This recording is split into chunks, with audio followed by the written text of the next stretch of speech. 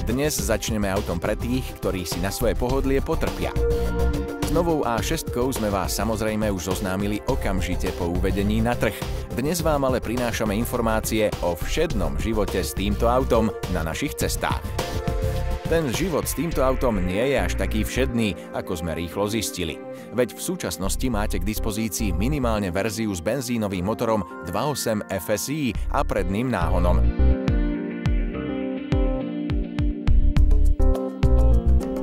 Auto, ktoré vidíte na obrazovkách, bolo už pripravené na všetko. Má pohon všetkých kolies Quattro, dokonca aj s príplatkovým športovým zadným diferenciálom pre sebaisté jazdné vlastnosti na akomkoľvek povrchu. K tomu pridali fešné 20-palcové kolesá a vo vnútri výbavu presahujúcu časové možnosti našej relácie. Štíhlejší vzhľad novej A6 nám je pochuti, no priznáme sa, že navnútro sme si zvykali dlhšie. Dôležité je však to, že na rozdiel od svojej nemeckej konkurencie sa v tomto aute cítite menej stiesnene. Tvary palubnej dosky sú navrhnuté tak, aby ste mali dobrý výhľad na drevené alebo iné povrchy, ktoré si vyberiete, ale aby ste zároveň stále mali pocit, že máte okolo seba dostatok miesta bez ohľadu na vzrast. Druhou stranou mince je technika, ktorá sa za tými obkladmi ukrýva.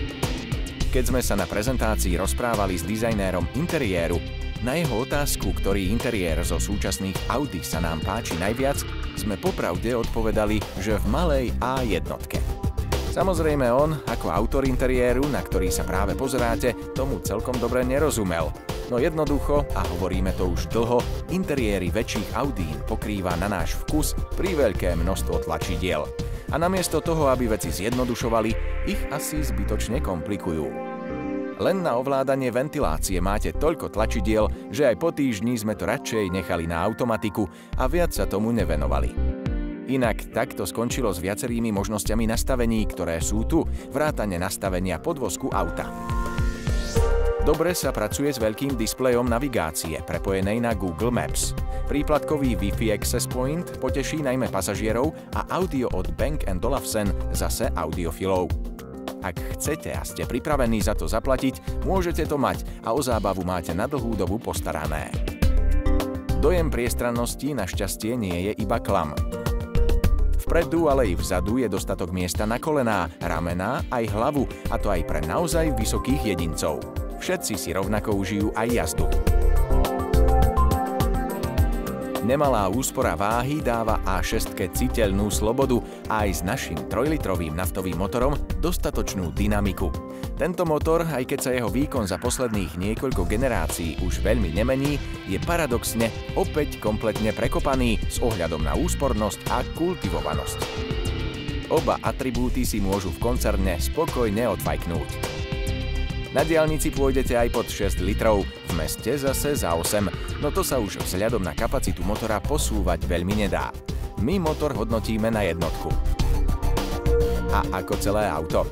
Redukčná dieta, a z toho by si mali brať poučenie všetci výrobcovia, mu pomohla najviac, a keď k tomu pridáme zdravý motor, sympatický interiér a pohon všetkých kolies, máte pred sebou auto, na ktorom sa budú chyby hľadať ťažko. Isté, že pre niekoho to môže byť cena, ktorá je na takto vybavené auto skutočne astronomická. No ak nemáte veľké ambície, viete si ju aj znížiť.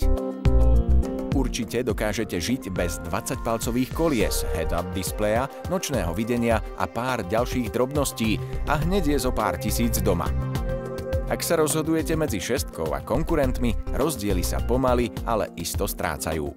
Motoricky sa už takmer vyrovnajú. BMW mekne, Audi priostruje a na oboch sa začína doťahovať zaujímavý Jaguar XF, aj keď iba výhradne s pohonom jednej nápravy. Konečný ortiel tak vysloví asi najskôr vaša peňaženka alebo osobné preferencie.